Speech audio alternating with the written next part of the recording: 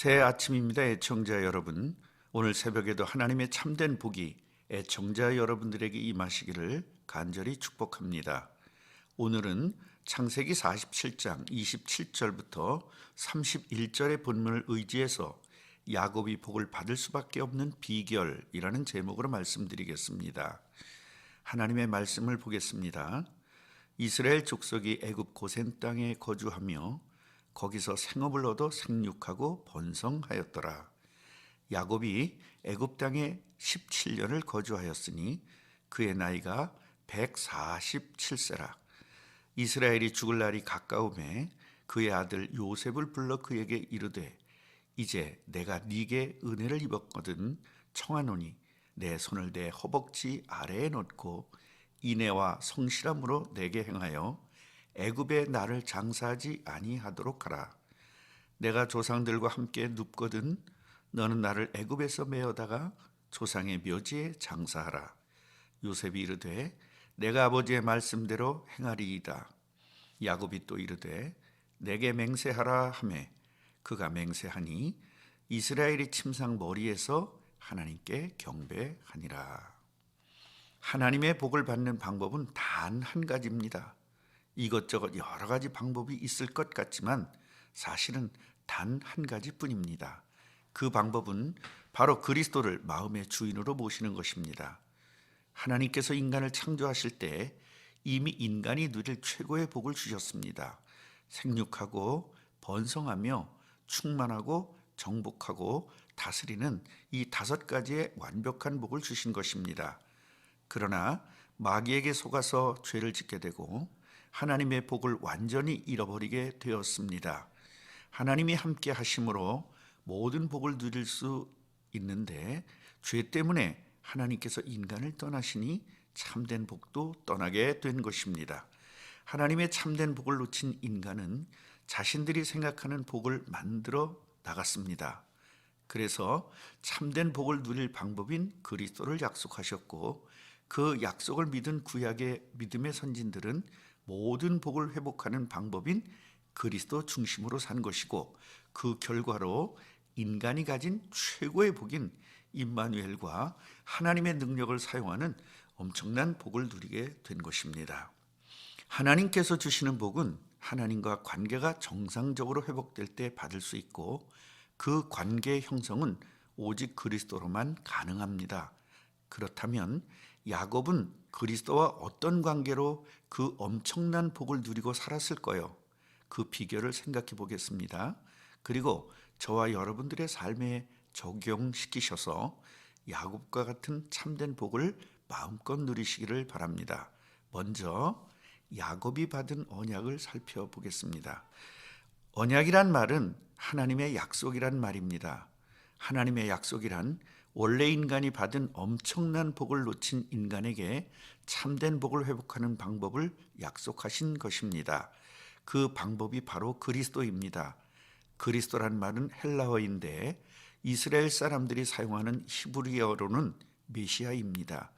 메시아는 그리스도와 같은 말입니다. 창세기 3장은 인간의 타락 사건을 기록한 것입니다.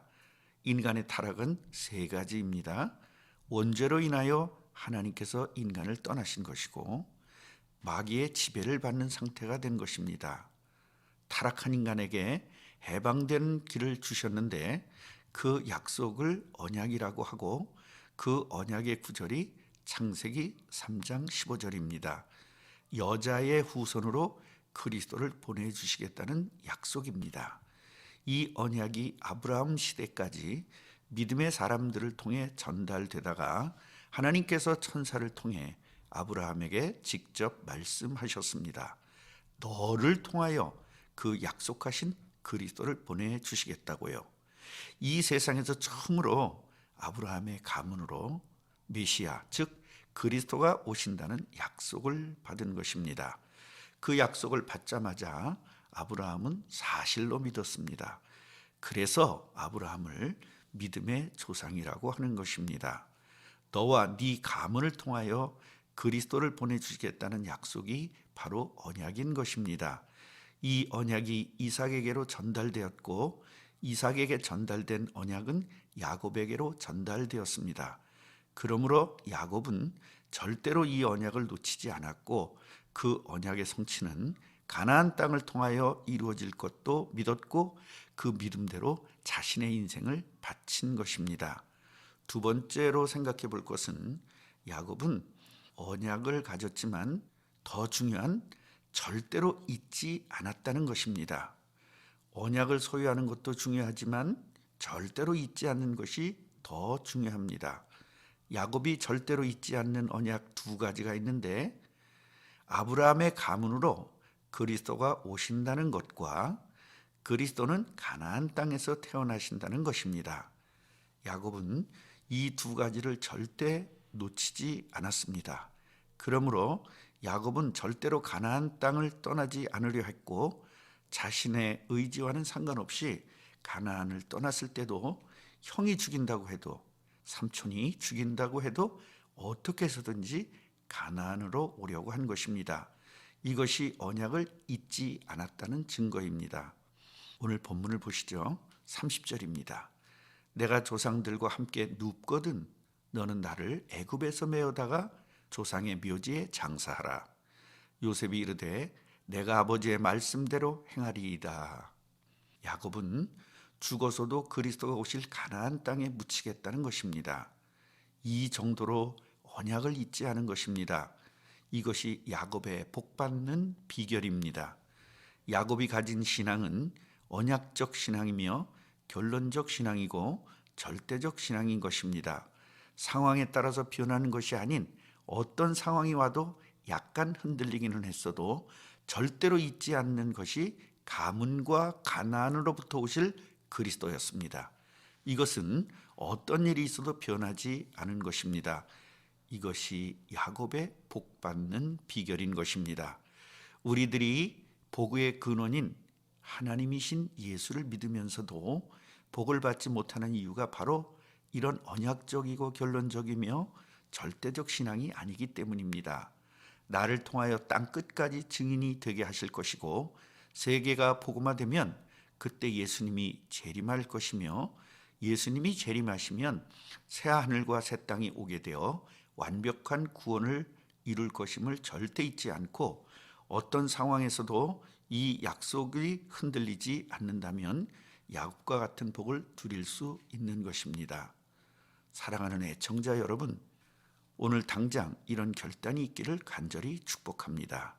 마지막으로 저와 여러분들을 이 시대의 본이 되는 신앙인으로 부르심을 받은 것을 깨달으시기 바랍니다.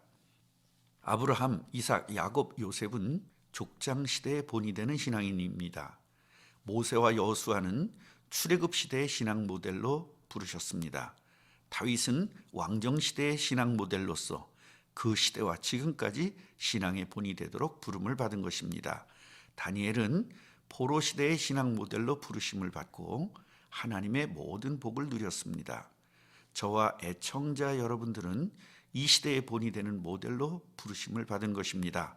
그러므로 이제부터 야곱처럼 절대로 언약이 흔들리지 않는 절대적 신앙을 회복하셔서 완벽한 승리를, 완벽한 복을 누리시기를 간절히 바랍니다. 결론입니다. 우리는 하나님의 복을 받을 상속자로 부르심을 받았습니다. 단 한 가지 이유인 예수님을 그리스도로 믿고 마음의 주인으로 모셨기 때문입니다. 이제 변하지만 않으면 됩니다. 마귀는 이 사실을 모르게 하려고 수단과 방법을 가리지 않고 우리를 유혹하여 언약을 잊도록 합니다. 그러므로 어떤 상황에서도 예수님의 이름으로 마귀를 대적하시고 절대적이며 결론적 신앙으로 무장을 하셔서 완벽한 복을 누리는 참된 성도들이 되시기를 간절히 축복합니다. 아멘.